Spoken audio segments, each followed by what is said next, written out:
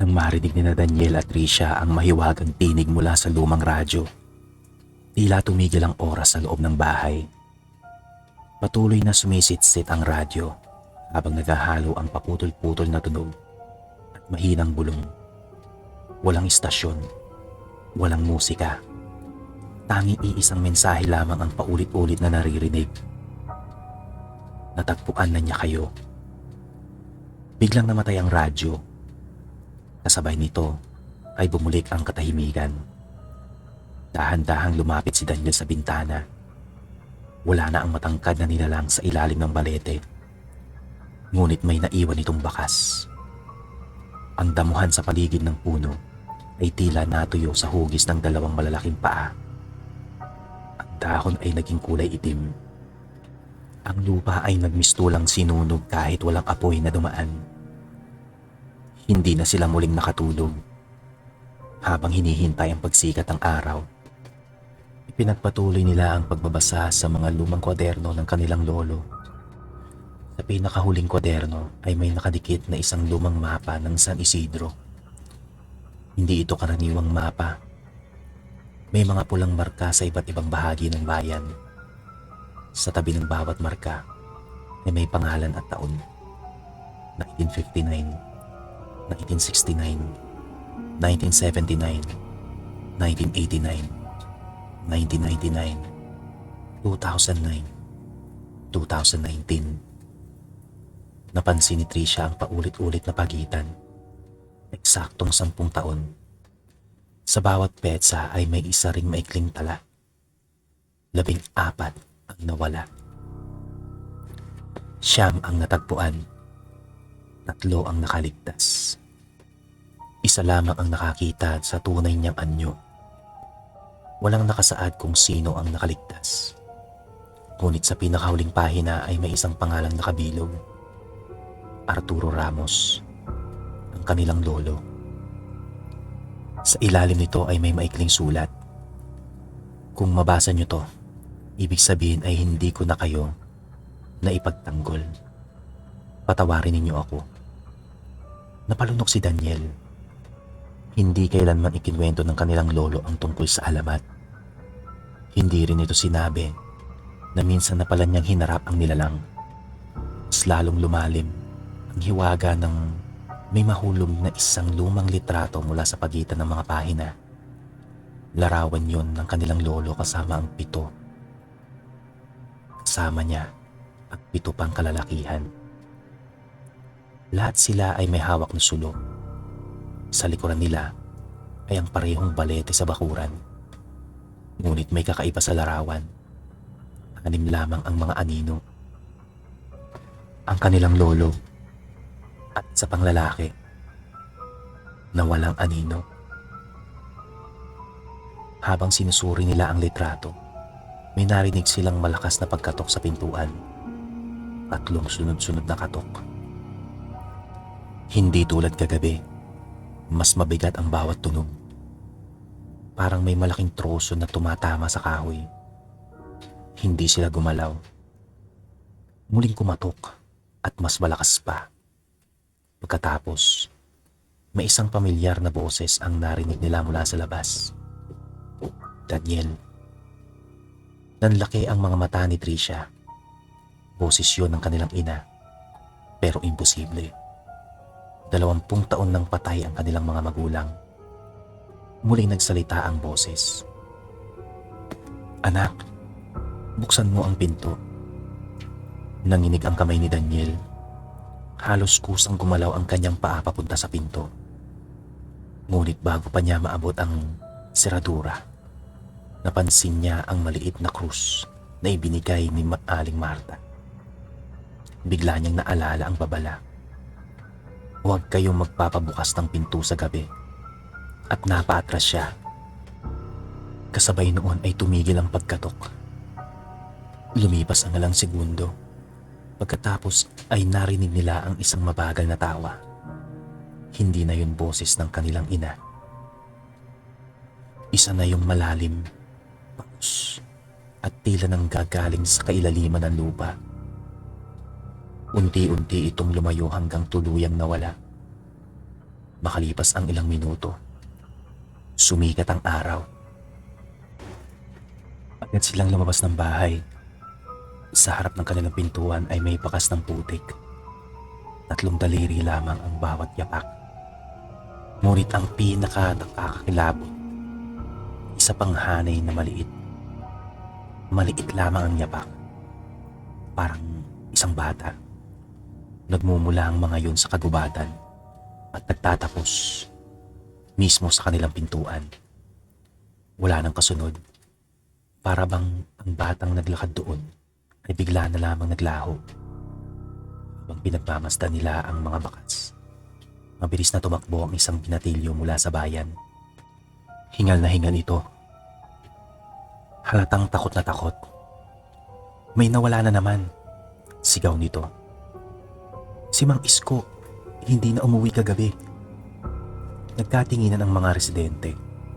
Walang nagtaka, walang sumigaw, walang nagtanong. Tahimik lamang nilang ibinaba ang kanilang mga ulo.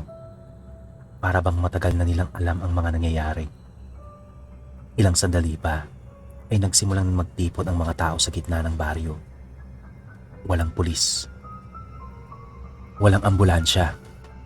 Tanging mga matatandang may dalang lampara, sin at mga lumang rosaryo. Sa unang pagkakataon, nakita ni Daniel at Tricia ang mukha ng buong bayan. Hindi ito mukha ng mga taong nagugulat sa isang trahedya. Ito ang mukha ng mga taong muling nabubuhay. Ang isang bangungot na 10 taon nilang ipinagdarasal na hindi na bumalik. At sa malayo, sa tuktok ng burol na natatakpan ng makapal na hamog, may isang napakataas na nilalang ang tahimik na nakatayo. Hindi pa rin makita ang mukha nito. Ngunit malinaw na malinaw ang 2 mapupulang mata na nakatitig sa bayan. At sa tabi nito, may isa pang mas maliit na anino na tila isang bata. Doon nila unang naisip ang pinakakinatatakutang tanong. Paano kung hindi lamang iisa ang nilalang na gumagala sa San Isidro? Lumipas ang maghapon na tila napakabagal ng oras. Mula sa bintana ng lumang bahay, tahimik na pinagmamasdan nila Daniel at Tricia ang mga residente ng San Isidro. Walang nagsasaka, walang batang naglalaro. Maging ang maliliit na palengke sa gitna ng baryo ay nagsara bago pa man sumapit ang tanghali. Habang papalapit ang dapit hapon, nagsimula ang isang ritual na tila nakasanayan na ng buong bayan. Isa-isang isinara ng mga residente ang kanilang mga bintana gamit ang makakapal na tabla. Ang iba ay nagsabit ng mga lumang pampanilya sa kanilang mga pintuan. Ang matatanda naman ay nagbibisik ng asin sa pagiligid ng kanilang bakuran habang tahimik na nagdarasal. Walang umiimik. Parang lahat ay kabisado na ang gagawin. Na para bang ilang ulit na itong pinagdadaanan. Hindi na napigilan ni Daniel ang sarili. Nagpasya siyang pumunta sa barangay hall upang alamin ang buong katotohanan. Ngunit pagdating na roon, ay iba ang kanilang nadatnan. Ang gusali ay bukas, ngunit walang tao. Sa gitna ng opisina ay may makapal na libro na puno ng lumang tala. Isa itong record ng mga nawawalang residente ng San Isidro. Mula pa noong dekada 50. Habang binubuklat ni Daniel ang bawat pahina, napansin niyang eksaktong bawat 10 taon ay may mga pangalan na daragdag. May mga bata, may matatanda, may mga magsasaka, may mga guro. Ngunit walang kahit isang bangkay ang naitalang natagpuan. Parang nilamon lamang sila ng hangin. Sa pinakahuling pahina ay wala pang pangalan. Blanko pa ito. May nakasulat lamang na isang pangungusap. Hindi pa kumpleto ang 10. Napakunot noo si Tricia.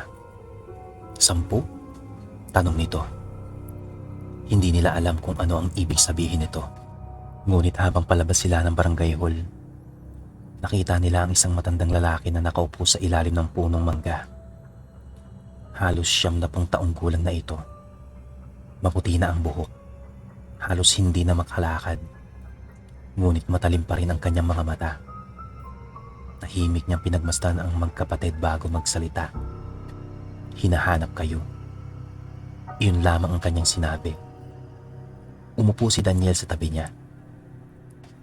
Sa unang pagkakataon ay may isang residente ring naghandang magsalita. Ayon sa matanda, ang sumpa ng San Isidro ay nagsimula pa bago pa dumating ang mga Kastila. May isang nilalang na hindi maituturing na tao o hayop. Hindi ito ordinaryong aswang. Hindi rin ito multo. Isa itong sinaunang mandarakit na naninirahan sa kailaliman ng kagubatan. Hindi ito basta pumapatay. Namimili ito. Pinagmamasdan muna nito ang mga tao sa loob ng maraming gabi.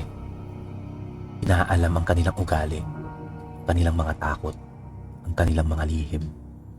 Kapag napili na nito ang magiging biktima, hindi ito agad umaatake. Hinahayaan muna nitong mabuhay ang tao.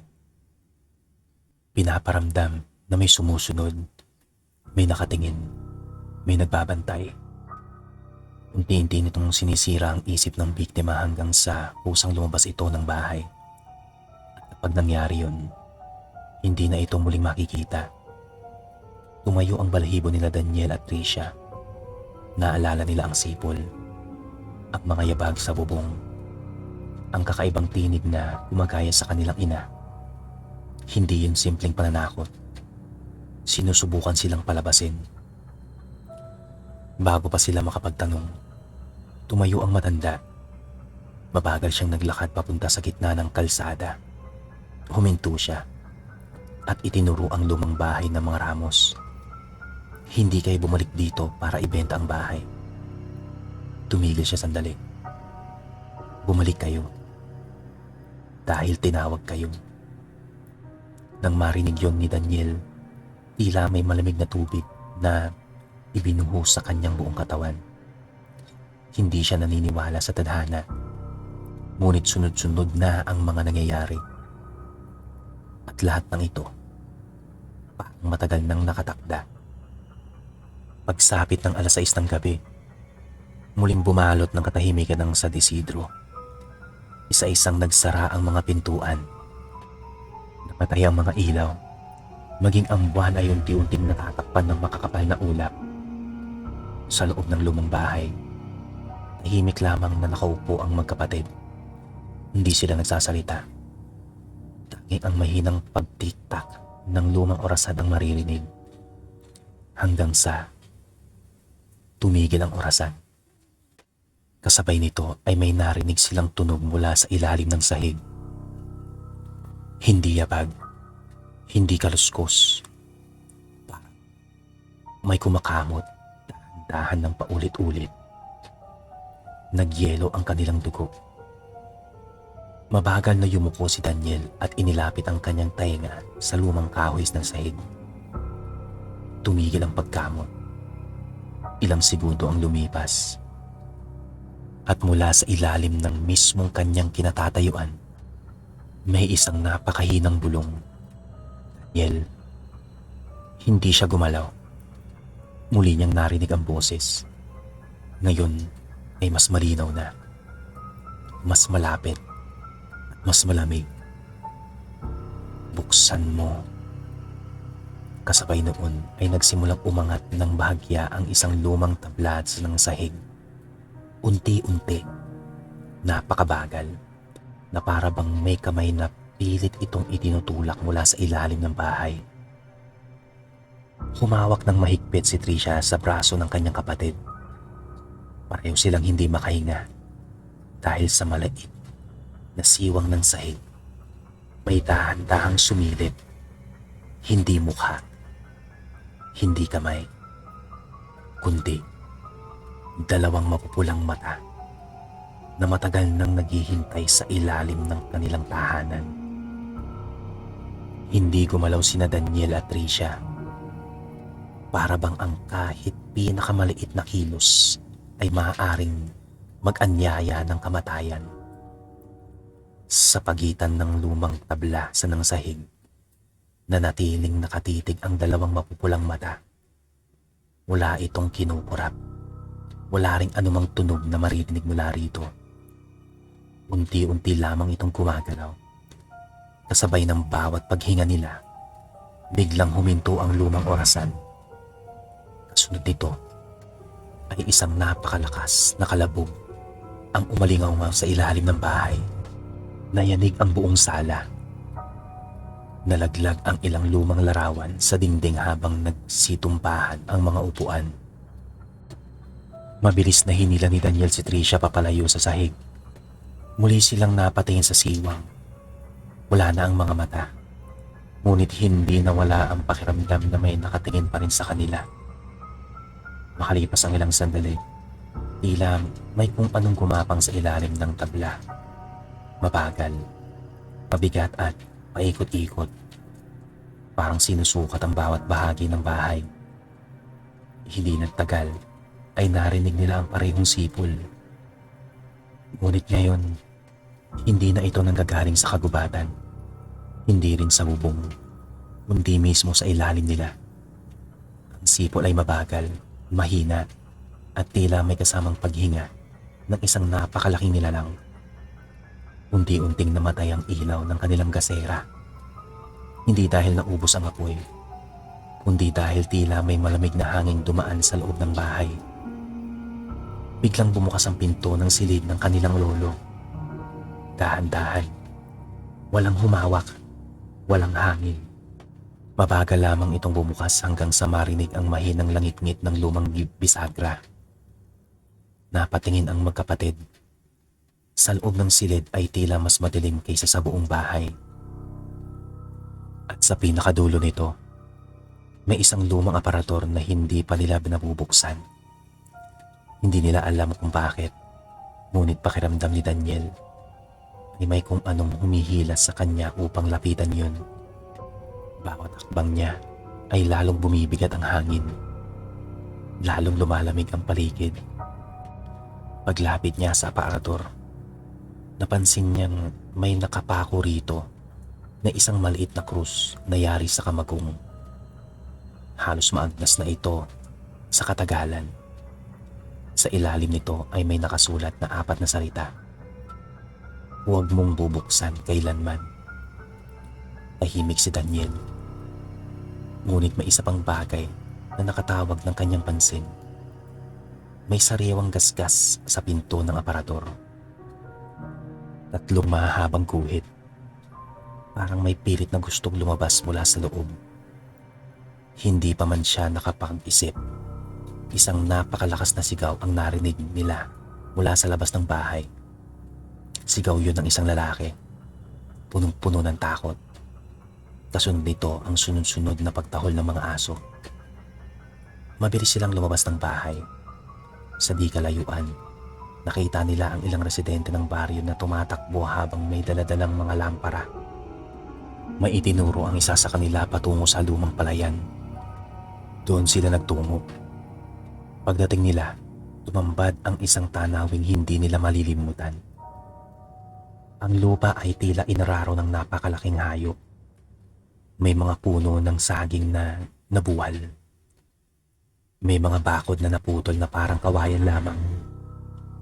Ngunit ang higit na nakakapanglabot ay ang mahabang bakas ng paghila sa putikan. Parang may malaking katawan na kinaladkad papasok ng kagubatan. Sa dulo ng bakas ay nakahandusay ang sombrero ni Mang Isko.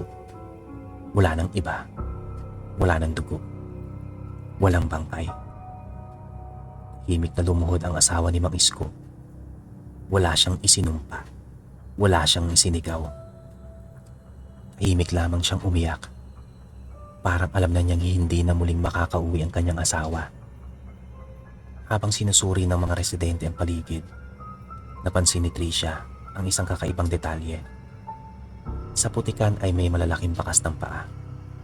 Ngunit hindi iyon papasok ng kagubatan. Palabas ang direksyon. Na para bang ang nilalang ay nanggaling mismo sa kailaliman ng bundok o dumaan sa palayan. Sinundan ng kanyang tingin ang mga bakas. Huminto ang mga ito sa tabi ng lumang balon na natatakpan ng mga damo. Hindi ito nakamarka sa anumang mapa ng baryo. Halatang matagal na itong hindi ginagamit.